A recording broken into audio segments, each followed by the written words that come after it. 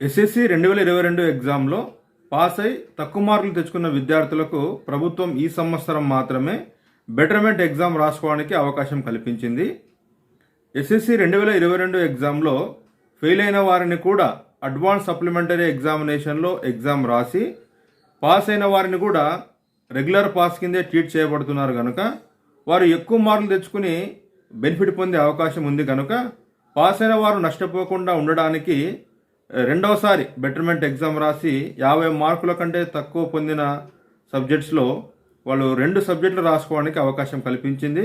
ఈ SSC betterment examination fee ఏ విధంగా ఆన్లైన్లో కట్టాలో ఈ వీడియోలో పూర్తిగా తెలుసుకుందాం. ముందుగా గూగుల్ క్రోమ్ ఓపెన్ చేయండి. సెర్చ్ బాక్స్లో bsc.ap.gov.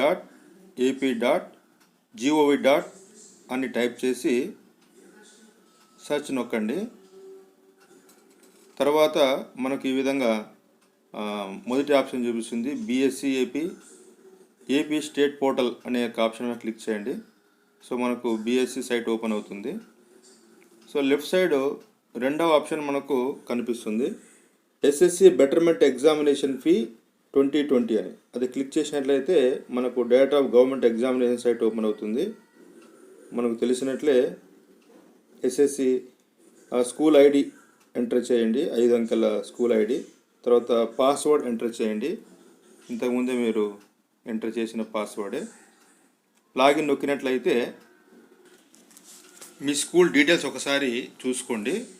School DISE code, phone number, email ID, మీ village pin code number click చేసినట్లయితే మనకి ఈ విధంగా ఓపెన్ అవుతుంది. పైన మనకు 3 ఆప్షన్స్ కనిపిస్తున్నాయి.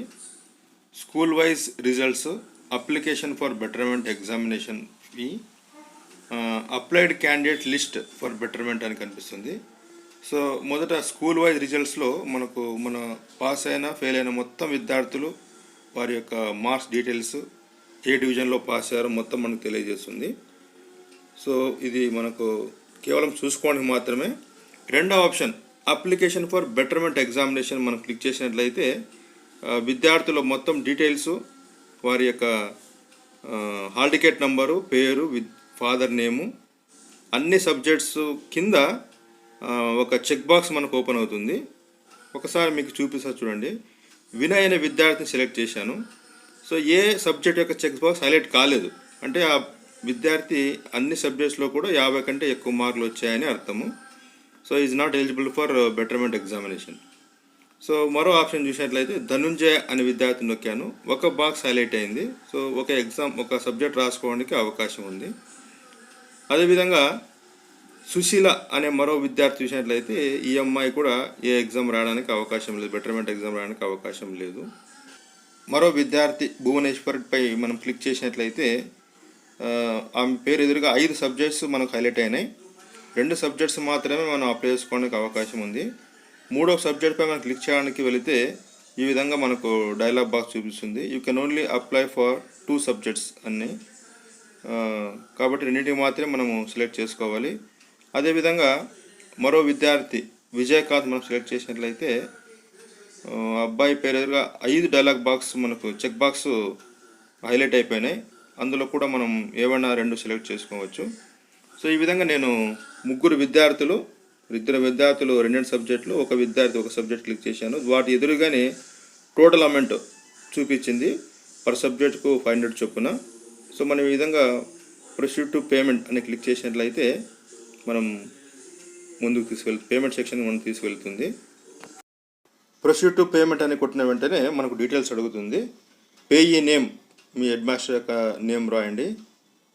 Payee government ID, Aadhaar number లేదా పాన్ నంబర్ అడిగింది, మీరు ఆధార్ నంబర్ ఎంటర్ చేయండి.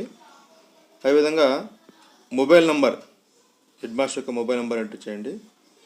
ఈమెయిల్ ఐడి, మీ యొక్క స్కూల్ ఈమెయిల్ ఐడి లేదా హెడ్ మాస్టర్ యొక్క ఈమెయిల్ ఐడి ఎంటర్ చేసి సబ్మిట్ అండ్ చెక్ పేమెంట్ అని మనము క్లిక్ చేసిన వెంటనే మన డీటెయిల్స్ చూపిస్తుంది. Number of candidates applied for అని, అదేవిధంగా టోటల్ అమౌంట్ మనకు చూపిస్తుంది. మనం ప్రొసీడ్ టు పేమెంట్పై క్లిక్ చేసిన వెంటనే ఆన్లైన్ పేమెంట్ సెక్షన్కు తీసుకువెళ్తుంది. ఇక్కడ 2 ఆప్షన్స్ ఉన్నాయి, పేయూ, ఎస్బీఐ. మనం ఎస్బీఐని క్లిక్ చేసినట్లయితే నంబర్ ఆఫ్ ఆప్షన్స్ ఉన్నాయి. Net banking option, debit card, credit card options ఉన్నాయి. సో నేను నెట్ బ్యాంకింగ్ తీసుకుంటున్నాను. సో నెట్ బ్యాంకింగ్ తీసుకుని మనం పేమెంట్ చేయొచ్చు. పేమెంట్ చేసిన వెంటనే మనకు చలానా జనరేట్ అవుతుంది, లేదా చలానా నంబర్ అయినా మీరు సేవ్ చేసుకుని ఉంచుకున్నట్లయితే మనం CFMSలో చలానా స్టాటస్లో వెళ్ళి చలానాను కూడా మనం డౌన్లోడ్ చేసుకునే అవకాశం ఉంది. తర్వాత మనం applied candidate list for betterment examination లిస్ట్ను డౌన్లోడ్ చేసుకోవడానికి మళ్ళీ BScలోనికి వెళ్ళి మనం మన లాగిన్ డీటెయిల్స్ ఎంటర్ చేసినట్లయితే పైన మెనూ బార్లో మనకు 3 ఆప్షన్ కనిపిస్తుంది. Applied candidate list for betterment అని దానిపైన క్లిక్ చేసినట్లయితే మనం ఎంతమంది విద్యార్థులకైతే అప్లై చేసామో అంతమంది విద్యార్థులు మనకు కనిపిస్తారు. అక్కడ లెఫ్ట్ సైడ్ టాప్లోనే మనకు ప్రింట్ ఆప్షన్ ఉంది. ఆ ప్రింట్ తీసుకొని మనం ఈ లిస్టు ప్లస్ చలన రెండింటి కలిపి మనం సబ్మిట్ చేస్తే సరిపోతుంది. Thank you very much for watching.